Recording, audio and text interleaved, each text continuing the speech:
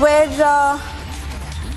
Rajeev Shukla has gone on to say that the third umpire must certainly take note of what Tech has suggested. He's also gone on to add that the sneakometer must be taken into account. The third umpire must take note of the sneakometer. Let me go back to Jishu and hoping Jwala continues to stay with us. Jishu, before that, do take us through the details of what Rajeev Shukla has said. So, of course, Rajeev Shukla said that the third umpire should be, watching the sneakometer. He should take note of how the sneakometer behaves. Now, that is the whole point. The sneakometer did not indicate that Yashasvi Jaiswal was out. Of course, the on-field umpire felt that Yashasvi was not out despite the deflection, but the decision was reviewed. Despite reviewing the decision, despite Sneeko catching anything, Yashasvi was given out, and he was just short of his 100. He was batting really well. If he batted, India could have leveled the series, and we could have gone to Sydney with a scoreline of 1-1. But no one really knows what was going on the third umpire's behalf. So that is the whole controversy. That despite the Sneeko picking anything, why was he given out?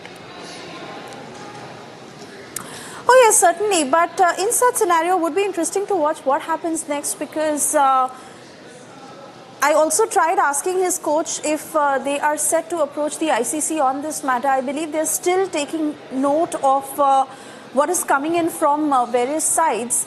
Under such circumstances, what are the options? I mean, it's pretty early to comment. I mean, he listed it out pretty nicely. As of now, it is pretty early to comment what the Indian team will do or what they are planning to do. It all depends on what Rohit Sharma and the team management feels about it. But I mean, it's pretty much inconsequential as of now, because the test match is done and dusted. The WTC hopes as of now look bleak, and they are done and dusted too. I mean, even if they take an action against it, I mean, the result cannot be overturned, right? So I mean, pretty early to comment what the BCCI plans to do with it, but of course they are sticking with Yashasvi Jaiswal, and rightfully so, because it was a very suspicious manner in which he was given out. In fact, Jishu, I tried asking his coach the same, but of course no concrete answers coming in on that front. I'd also like to understand from you, what are India's chances at the World Test Championship? See, because the test match, India lost the test match, and what they can best do is end the Border Gavaskar trophy 2-2. Now, even if they are ending the Border Gavaskar trophy on a draw, it does not better their chances. Their hopes are completely reliant on Sri Lanka, and Australia will play Sri Lanka in a 2-match test series. So even if Australia lose one test match, India have to be completely reliant on Sri Lanka. Their WTC qualification is no more in their hands right now. The best they can do is win the Sydney test match and leave the rest to Sri Lanka, and what happens to their test matches against Australia, which they are to play in their home country. And that is exactly my next point to you. Do you think India would be able to make a comeback in the 5th test? It completely depends. I mean, see, the bad news for Sydney over here is that it's a New Year's test match. So the last 2 days of the test match, there are rain forecast, 55% on the 4th day and 80% on the last day. So it will be pretty much difficult for India to, go for a result in a 3-day test match. So let's hope for the best. Let's hope for the best. The best thing that India can do as of now is defeat Australia in Sydney. But as far as the forecast goes, it looks pretty much hard right now.